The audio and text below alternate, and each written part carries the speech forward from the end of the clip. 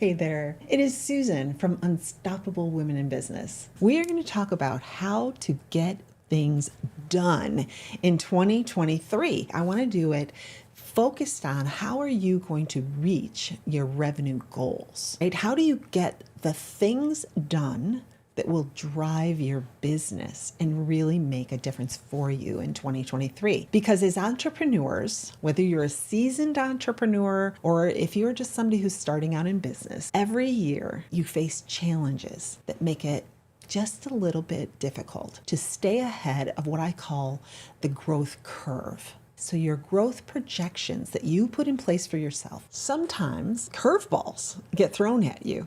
And you can't expect them. There are things that happen that are out of your control sometimes, and you just have to work around that environment. Now, sure, you're putting together a well thought out plan, right? You are, right? And you're starting to feel confident how you're going to make that happen. But when these curveballs come at you or things happen that are all of a sudden like, whoa, I'm going to have to throw that plan out the window. And that's dangerous because when we throw our plans out the window, we also then start being in a more reactive mode instead of a proactive mode on how we're going to actually reach those goals.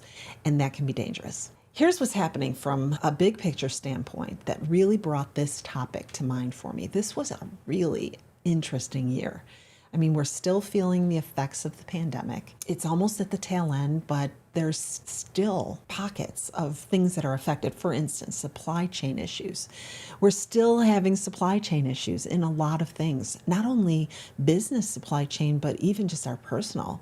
Trying to get the things that we need in order to run our households is still tough. There still is almost a non-existent employee pool. If people are out there trying to hire people for their business, it is so hard to find qualified workers. And if you do have people that are working for you, you've got to be careful because they might be out there looking for other opportunities. It's an employee-driven market right now, and that makes things a little unpredictable. Then you've also got that black cloud that's hanging over our head that's called an impending economic downturn, I guess is the way you would phrase it. And whether or not it happens, to what extent it happens, all of these external forces can really rock the best plans that you have put into place for your business. So those are all external factors that can impact your business. But then there's things that happen personally as well, or professionally. Things that happen in your life or in your business that you never expected that can really impact the plans that you've put into place. For instance, my father passed this year. It was unexpected. And I'm still trying to regain the passion for my business that I had prior to going through that experience. It was really rough and it lasted for several months. And at the beginning of 2022, as I made my plans for the year, that was not something that I had taken into account. With the ever-changing landscape of your life and your business, it's really important for us as business owners to stay on top of the goals that we set for ourselves and the tasks that we need to complete in order to reach that goal.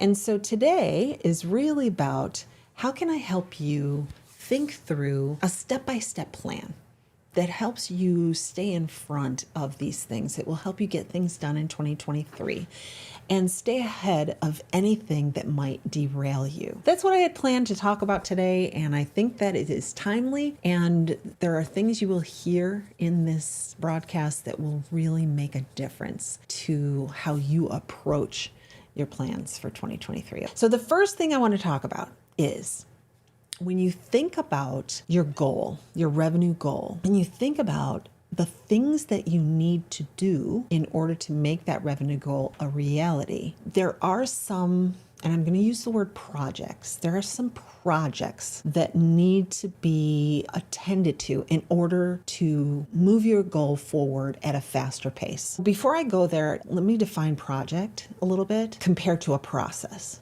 You may have a process for how you do things. Let's talk about social media posting, right? You have a process. First, you find a topic that you want to post on. You create an image or a video. You create a caption.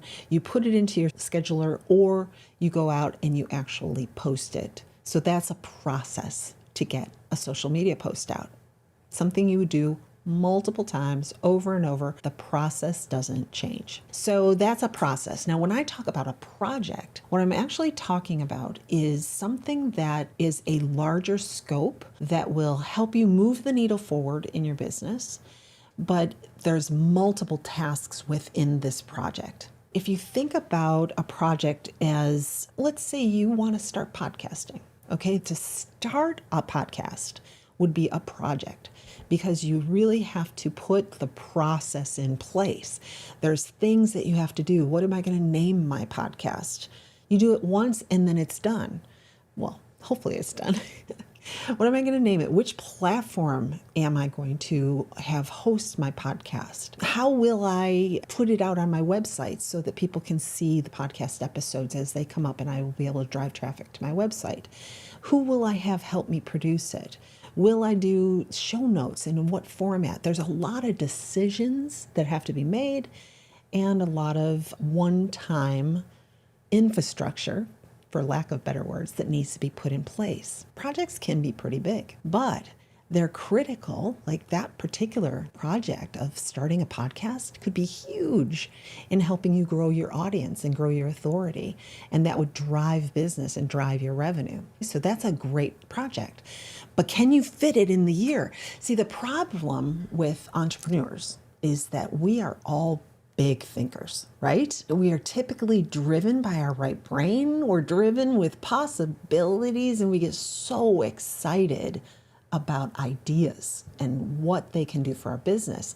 We can easily get caught up in what I call the shiny object syndrome and start chasing every new idea that pops into our brain. When you think about a project and you think about picking which projects you can fit into your life, into your business in 2023, you gotta be really careful. And then here's where I wanted to share information that I think will make a difference for you. As you pick your projects, the first test for a project is that it aligns directly to your revenue goal. It will be something that will move your business forward and make a difference for you in 2023. So you start thinking about all of these ideas that you have that are swirling in your brain, or maybe you've started a vision board and you identify which ones that you can successfully accomplish and which ones would be the most helpful in driving your business forward in 2023. You choose those as the projects that you will immediately schedule in either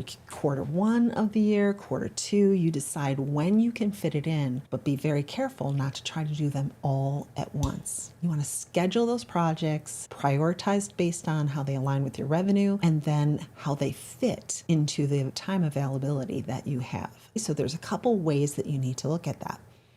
Here's the one thing I want to ask you to be really careful about. Once you make this plan and you decide what those projects are going to be, you've put a flag in the sand and said, this is what my year is going to look like. You're still going to get ideas. You're going to get those shiny objects that come flying at you and you're like, oh, that would be great. I should do that too. Now we've got a problem because that's where you start overcommitting to things that are important for your business, but not necessarily able to be fit within the plan that you put in place. That's why I call them shiny objects, because they are trying to get your attention and they look and they feel like something that's really important, and yet they can sabotage you from actually making progress in the areas you've already logically thought through and planned carefully to fit into your business. So here's what you do. When you get an idea that's outside of the scope of what you've already committed to, I want you to create a parking lot. So create a list wherever, in a journal, in your Trello board, in wherever you keep track of information. Create a list of these projects. Call it the parking lot of projects. Put it in the parking lot, because you're emotionally attached to any given idea out of the gate. You get the idea, it gets you excited, and if you stop everything and you start working on that, you may not be spending your time on what's most important. You may be spending your time on what feels the best. Difference between the emotion and the logic of that situation. Put it into a parking lot, and then all of a sudden what you're doing is you're saying, I'm going to revisit this in 30 days. I'm going to revisit this and see if I still feel the excitement and the emotion around it? Can I justify it? Can I look at it in a way of how it aligns to me making my revenue goal, moving my business forward, and swap it out for one of the other projects that I've already committed to? Your shiny objects have to be very carefully managed in a way that you are being intentional in how you are putting together the things that will make the biggest difference in your business. And that's when they're definitely aligned to your revenue goal. Here's another example of that. You may have a desire and a need to implement a CRM system. Businesses get to the point where they need a customer relationship management system, something to keep them on track with who they should be following up with, who are their best prospects, who are the people in their database that are influencers for them. You need a CRM at some point in your business, and we'll be doing a podcast on this in the early part of Q1 of next year, but that is an important project for your business, no doubt. However, if you have another project, let's say it's running a sales event because you're going to be launching a program and you want to use either a free workshop or a 5-day challenge, something like that, to promote your program launch, now that is directly connected to reaching a revenue goal that's really important for the business. The CRM is as well important, but if you had to prioritize one over the other, you would have to choose the project that has the sales event that would support a program launch being more important than implementing a CRM. Sad to say, but there's only so many hours in a day. So it is taking a look at your projects, making certain you think about them ahead of time and plan them into the year where they belong, and then prioritize the ones that are going to make revenue goal reality for you. So that's my first tip when you think about how to get stuff done in 2023, is to create your plan and schedule the work that's going to be aligned directly to you making your goals. The second tip that I have for you is that, and it's a very elusive tip, but the second tip is focus on important stuff first, not the stuff you like to do or the stuff that's easy to do. Focus on the important stuff first, the stuff that without a shadow of a doubt will keep a project moving, that will keep things going forward for you. When it comes to tackling your projects and your tasks, there's always going to be things that seem more important than others. And it's important to focus on, and I call them the big rocks, not just me. It's actually a term that came into play from Franklin Covey. If you're all familiar with the 7 Habits of Highly Effective People, Franklin Covey talks about looking at the big rocks, the things that are really important and big. If you can move this rock forward, you're going to be really in a great place. And you can always fit little things around the edges of your big rocks. But if you fill your calendar and you fill your life with the little things, then there's no room for that big rock to get into the calendar, to get into your focus. So focus on the most important things first. And that's going to free up your time for the tasks that are a little bit less important. Let's talk about what that looks like in reality. I can give you a great example of this, and it happens a lot. You may have experienced it yourself. If you are a teacher, which a lot of entrepreneurs, a lot of coaches love to teach, and they do such a beautiful job. First, they teach concepts to their people, and then they coach them through those concepts to help them be successful in applying them. What I see happen quite often, let's go back to having an event, a workshop, a webinar, something that's for the purpose of promoting their business. They get an idea that they're going to run an event, and because they're teachers, the very first thing that they put on their docket to get complete is the content for the event. They want to, in essence, create the entire event. It's not just the outline, not just the key learning points. They're whipping out their PowerPoint, they're creating the slides, they're creating the workbooks, the materials that they're going to give out. They really want to start with the details of the content. Here's the problem. Before you get to the point where you're actually delivering that content, you have a lot of promoting to do to get people to that event. My counsel to them is, hold on a second. If you're going to create an event, you want to know the key points. You want to know the theme of what the event's going to be about, the key learning points within, so you have an idea of what value this is going to bring to the people who attend the event. It's a beautiful thing. but that's all you need to do. And then you shift gears and you start putting together your promotion strategy. How are you going to use that information to create a great registration page? How will you use that information to communicate with your email list, to communicate on social media, to do all of the things that will get the attention and have people signing up for your event? That's a really critical function. In order to have a successful event, you've got plenty of time to hone in on the content after the promotion machine is rolling, right? Then you shift your focus to, okay, let's make the best event possible. Let's really hone in on what's the workbook going to look like? What are all the resources and materials? How am I going to communicate during the event? All of the production things that you need to do. You can see how any event or any project you're doing has a myriad of tasks and subtasks that have to be done. Organizing it so that you know which are the ones that are the most important to get out of the way first will leave you with plenty of time to be in line for having an amazing outcome on the project at hand. But if you don't think about it in the way that, let's just say, there are some things you enjoy doing and there's some things that just need to get done. Somebody's got to get them done and they've got to be in there. So don't let your emotions pull you towards the things that are easier and more enjoyable if there's other things that are important and could derail you if they are not focused on. Those are the first two things you want to focus on for getting things done in 2023. Align your projects with your revenue goals, and then when you're starting to look at the work that you're doing, make certain that you focus on the things that are most important first, and everything else will fall into line beyond it.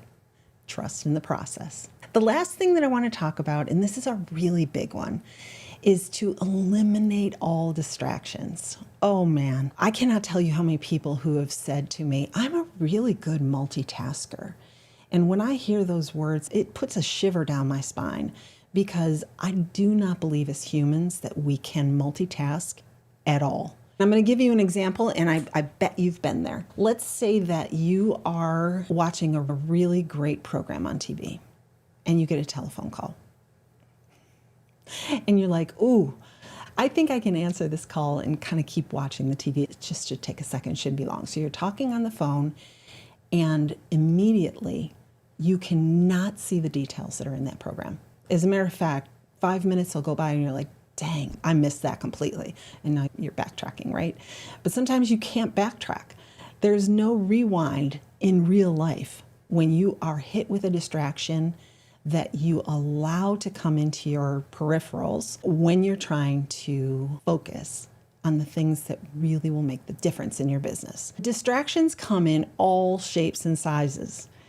It can be your email. Let's say you've got your browser open, you're working on something within the project you're working on. You've got your email window open on either another screen or to the right of it, and an email pops in. All of a sudden, boom, your attention gets distracted and you're now reading that email and taking action on that email. There is a study that has been done that talks about every time you move from a project, from something that you're focusing on, get distracted and then come back, it takes 5 times the amount of time to get back into the swing, the depth of thought that you had in what you were originally working on. So, eliminate distractions. Shut your email down. Have a time in the day, beginning of the day and end of the day, you check email. Beginning, middle, and end of day, you check email, but it's not open constantly. Turn off notifications. Any interruptions that can move you from the focus that you're working on into a different thought space are poisonous for you getting things done in 2023. I'm not kidding you. Even browser windows. I'll tell you, one of the biggest distractions for me is I will have a Chrome browser open and I will have all kinds of tabs, and all of a sudden I'm doing my work, I'm into my project, and all of a sudden I'm thinking, oh, I should check Amazon and see when that order is going to get delivered. Is that important at the moment? Absolutely not. But my mind is trying to almost self-soothe. I'm working too hard. I'm working on things that are not easy to do, pushing me out of my comfort zone.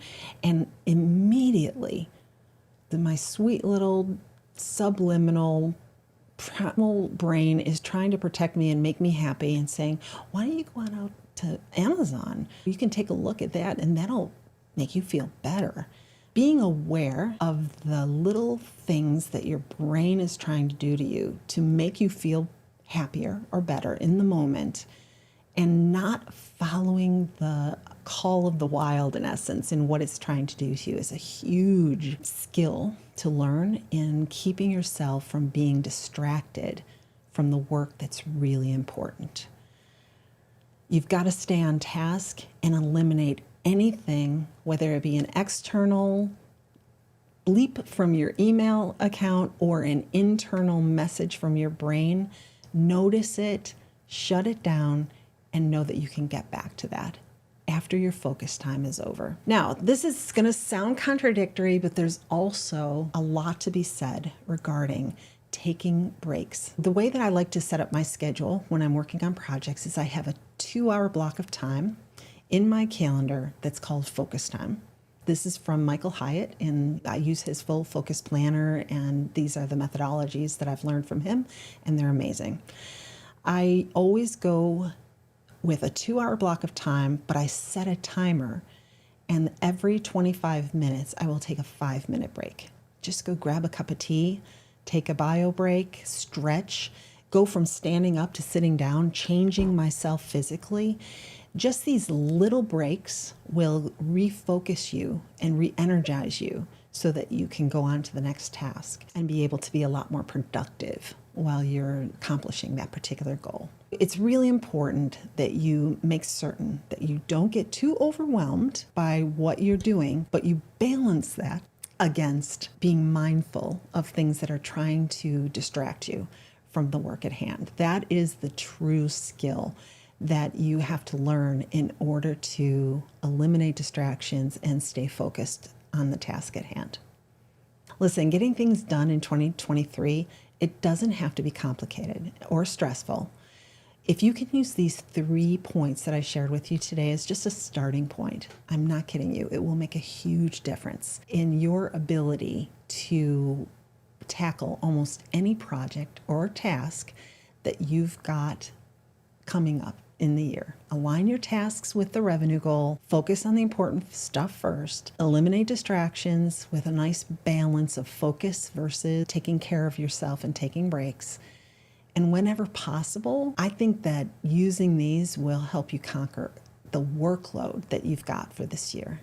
I'm wishing you all success in 2023.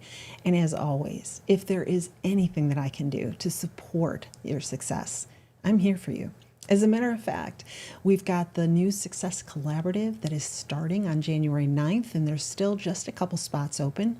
It would be wonderful if you're interested in getting more information about how you can become part of a program that helps women entrepreneurs create consistent revenue by creating plans and then executing on those plans using some of the tips that you heard today and many more. Reach out to me. You can do it through a DM on LinkedIn. You can find me at unstoppablewomeninbusiness.com or on any of the social media platforms under the same. And I will see you next week on Wednesday. Until then, I hope you have an amazing week and enjoy your holiday. All right? I'll talk to you later. Take care.